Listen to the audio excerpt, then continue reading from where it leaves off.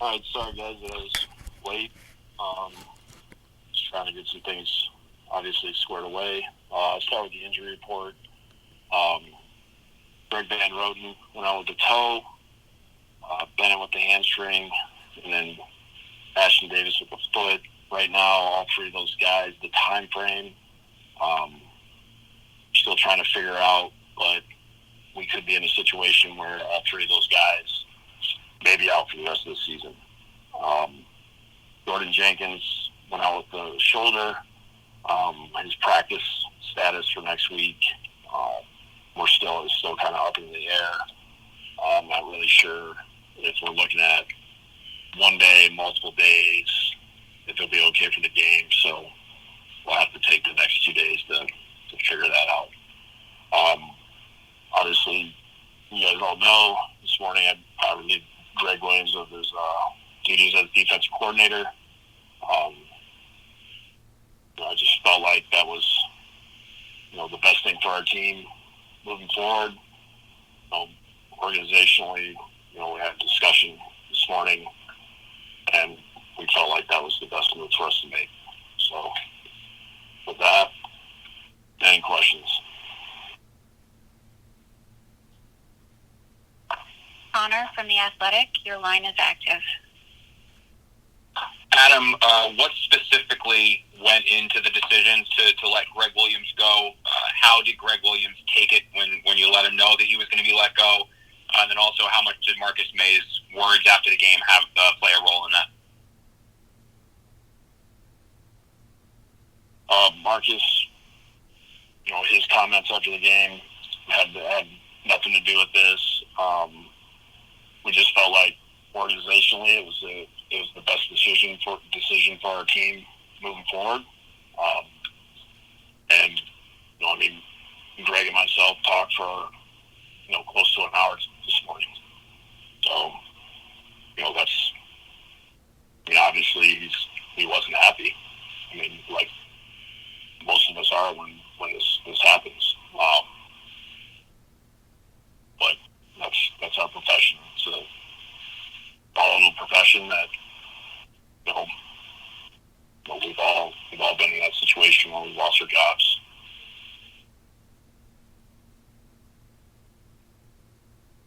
Rich from ESPN, your line is active. I have a two-parter, Adam. Who made the decision? I did.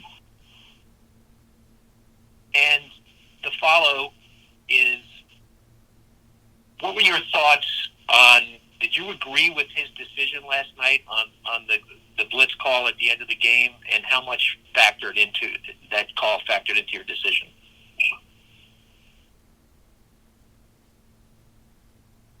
No, I obviously wasn't happy about that call. And that was a heartbreaking way for our guys to lose the game. For that to happen in that situation, that's just we can't have that happen.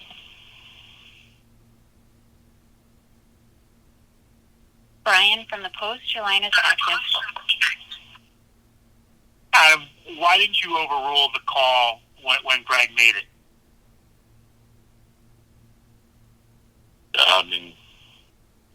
I wish I would have. Yeah, I was a little. I think it was just, sometimes during a game, you're talking through a bunch of situations, and that comes up. I wish I would have called timeout, but I didn't.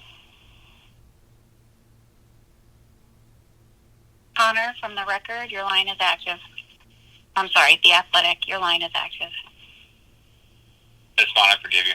Adam, obviously, I know you said Marcus's words, had nothing to do with it, but he's one of the defensive captain, one of the more respected players, and he's not necessarily someone who speaks out too often. So the fact that he felt the need to go out and say something like that to us after the game, did you sense a disconnect between players and Greg Williams after, not only just after that call, but in the recent weeks?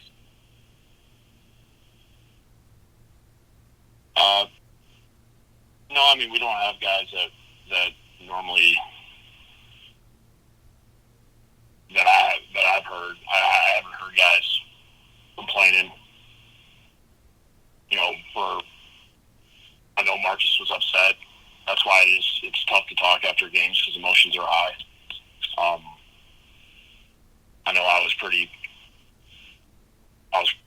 was in a very similar spot mentally after that game.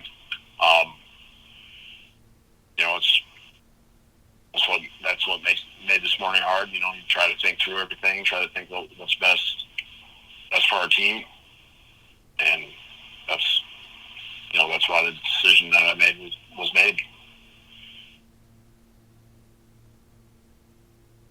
AP from Forbes, your line is active. Adam, so just to clarify, so you do have, because this has been speculated about in the media, you do have veto power over his calls, and have you used it in the past for any specific defensive calls of Greg's? Yeah, the head coach can tell guys what to call whenever they want. That's part of the game. I have not. I hired Greg because I trusted him to make the right calls and run the defense.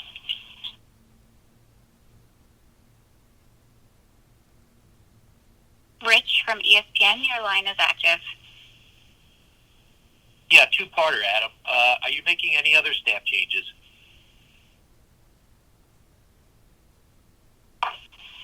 We have not made any other changes.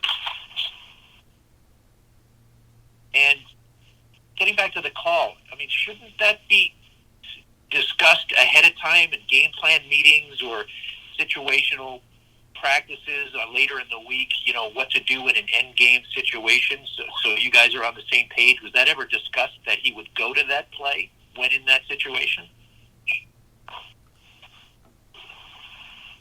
Yeah, most of the time that we work those situations, we've had a different personnel grouping out there. We've lost all those DBs.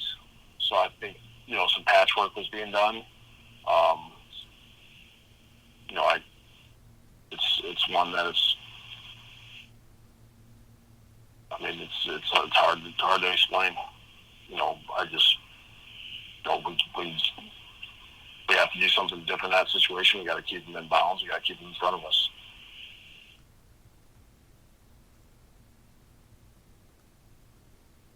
Kim from NFL Network, your line is active. Adam, do you sense, with as much as Greg likes Greg, that maybe he was going for, or clearly he was going for the dramatic ending, I'm going to sack Derek Carr here to end this thing? No, I didn't. I can't say that's what I thought. He thought that was the best call for the situation we're in. Al from Newsday, your line is active.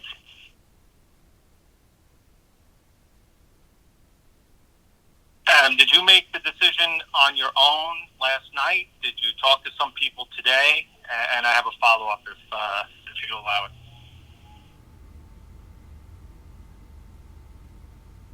Yeah, last night it was more just me thinking through everything, trying to get some sleep, not make a rush decision. And when I came in this morning,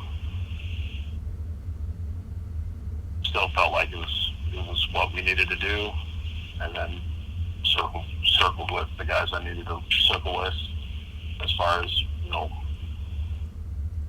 Joe and Jaime and Christopher. We're all in agreement. And my second part is, have you spoken to the defensive players? You talked to the team. What was the reaction? We haven't talked to the team yet. I've spoken to a few defensive players. Everybody's just disappointed we lost the game.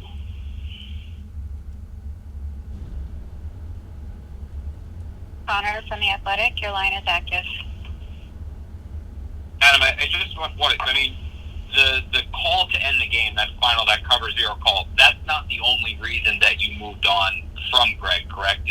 I mean, were there other factors at play here throughout the last few weeks that led to you making this decision? And then the second part is follow up, as Al kind of mentioned about the players. Quinnen Williams had tweeted out some frustration, or seemingly frustration, after the move to let Greg Williams go. Is he one of the players you've spoken to, or do you feel the need to reach out to him? Yeah, I mean, I'll be reaching out to probably quite a few guys. I have not spoken to Quinnen yet. Anytime that changes are made, it's not easy. It's not easy for players to go through. Not easy for coaches to go through. It's not what you want to do. It's just felt like this is the best thing for our team. We just made this decision, as an organization, this is what we felt like was best.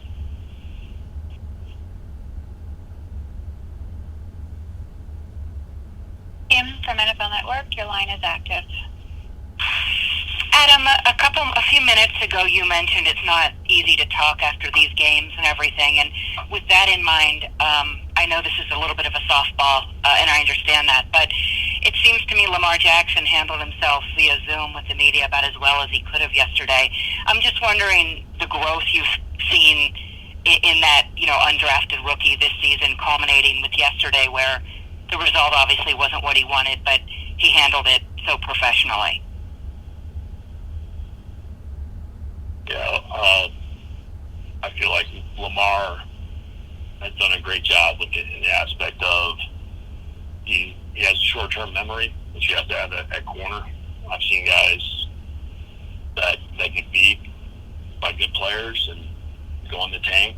Lamar has had good moments. He's had some experiences where obviously he had to learn from. I expect him to bounce back because that's the kind of kid he is, and his work ethic and his preparation. I expect him to be able to bounce back from this.